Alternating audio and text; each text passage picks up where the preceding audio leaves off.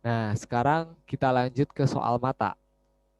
Anak laki-laki sering menabrak benda saat sore hari. Berarti apa ini? Night blindness ya, buta senja. Terus susah makan dan sering sakit sejak kecil. Oke, ini berarti kemungkinan tata laksana lagi. Faktor risikonya. Jadi night blindness ini berkaitan dengan yang namanya adalah seroftalmia. Penyebabnya adalah defisiensi vitamin A, ya kan? Nah, VODS 6/6, konjungtiva kering dan terdapat bercak putih pada sisi temporal konjungtiva. Nah, ini bercak putih di sisi temporal konjungtiva apa namanya? Bitot spot ya. Oke, bitot spot. Sekarang diagnosis yang tepat. Oke, tadi kita udah dapat petunjuknya bahwa ini adalah seroftalmia, tapi ternyata opsinya seroftalmia semua. Nah, ini stage-nya yang mana yang paling tepat? Oke, kita bahas ya tentang stage-nya. Tadi udah saya sebutkan bahwa dia defisit vitamin A. Untuk terapinya pada hari ke-1, 2, dan 15. Ini untuk yang stadium. Nah, nanti ada yang cuman ikut rutin aja, jadi cuma 2 kali dalam setahun ya tata laksananya. Tapi ada yang harus dikasih 3 kali nih dan 15 stadium apa. Nah, sebelum nanya ya berdasarkan stadiumnya, kita jadi tentang stadium ya. Ya, ada XN sampai kayak gini. Oke, kalau ngapalin mungkin pusing ya kalau cuma ngapalin aja. Nah, kita cara ngafalinnya itu gini.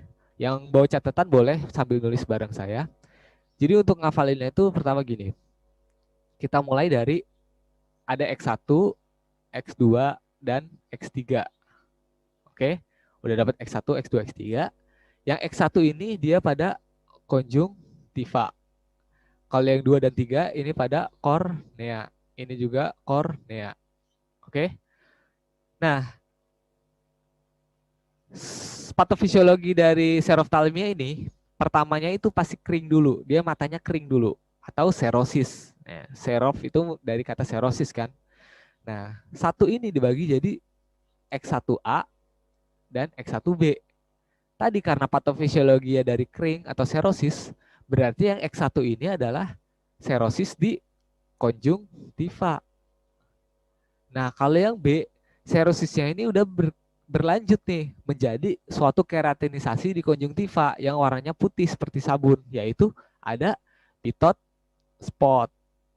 Nah, terus X2 dan X3 ini sama-sama kornea, ya kan? Nah, kalau yang X2 kornea karena patofisiologi tadi adalah serosis, berarti ada serosis kornea. Habis serosis, kalau dia kering-kering terus lama-lama jadi ulkus. Nah, kalau ulkus sembuh kan nimbulin jaringan parut, yaitu XS dari kata scar. Terus lebih parah lagi, XF, yaitu dia seroftalmia udah sampai ke fundus. Nah, yang paling awal, gejala paling awal dari seroftalmia adalah N dari kata buta senja atau night blindness. Nah, kalau misalnya kita nulisnya urut berdasarkan patofisiologi gini, mungkin lebih gampang. Jadi di kotret gini pasti lebih cepat apalnya. Nah, jadi pada pasien ini ada bitot spot, ada bercak putih di konjungtiva. Berarti yang 1B. Oke. Nah, tadi tentang tata laksana ya. Tentang tata laksana kita belum bahas. Itu tadi kan ada yang diberikannya 3 kali, ada yang cukup rutin. Rutinnya kan 2 kali dalam setahun ya, tiap 6 bulan berdasarkan umur dosisnya. Nah, ada yang harus diberikannya 3 kali, ada yang cukup diberikannya sesuai pemberian rutin.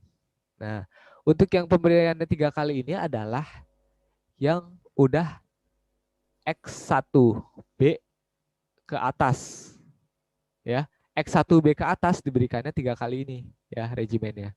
Kalau yang X1B ke bawah itu cukup berikan vitamin A yang rutin aja. Oke? Nah, jadi kalau yang udah gini itu yang kayak gimana? Berarti yang udah lebih dari kering doang konjungtivanya. Jadi udah ada lesinya. Salah satunya tadi bitot spot sampai ke bawah. Gitu. Oke. Kita lanjut ke soal berikutnya karena ini pembahasan cepat. Pemeriksaan lanjutan yang dilakukan untuk menegakkan diagnosis pasien kecuali. Oke, dari sini yang ditanya adalah pemeriksaan lanjutan yang tidak perlu dilakukan kecuali ya. Nah, kira-kira pasien apa ini? Kita lihat penglihatan seperti menggunakan kacamata kuda. Oke, ada penyempitan lapang pandang ya. Terus ada palpasi tekanan intraokularnya meningkat. Nah, ini berarti adalah glaukoma ya. Nah, tapi ingat, glaukoma itu, jadi kalau definisi glaukoma itu bukan peningkatan tekanan intraokular ya, salah ya kalau definisi glaukoma itu. Tapi definisi glaukoma adalah neuropati optikus ya, neuropati optikus. Kenapa neuropati optikus? Karena ada glaukoma yang normotension kan. Nah, salah satu tandanya yaitu ada peningkatan tekanan intraokular, penyempitan lapang pandang, dan lain sebagainya. Nah, pemeriksaan yang dilakukan kecuali funduskopi, fotofundus sudah jelas ya, karena Kapdis rasio kan yang dinilai nih pada neuropati, berarti salah.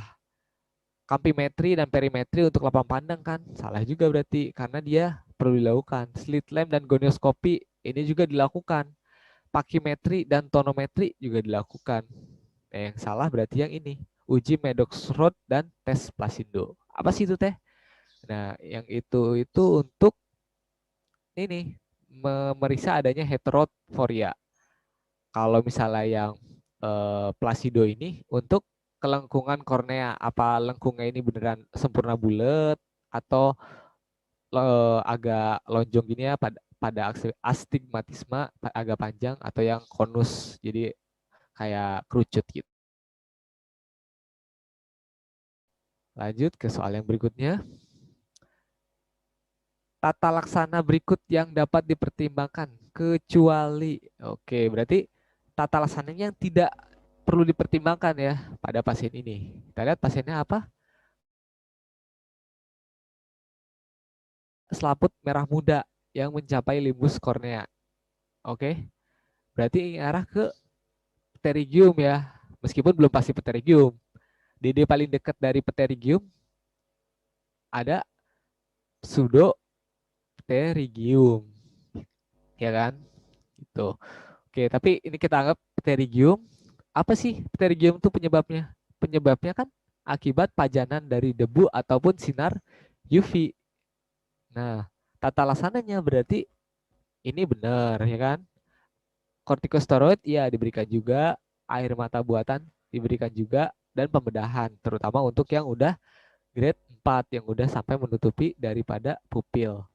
Nah, kalau yang antibiotik bukan ya karena dia bukan karena bakteri. Jadi jawabannya yang B. Jelas ya? Oke, ini ya pertumbuhan jaringan fibrovaskular, diagnosis banding pinguecula atau pseudopterygium. Ngebedainnya pakai apa? Pakai tes sonde. Oke. Nah, ini derajatnya ya berdasarkan dalamnya. Terbatas pada limbus, kurang dari 2 mm, lebih dari 2 mm, atau sampai ke pupil.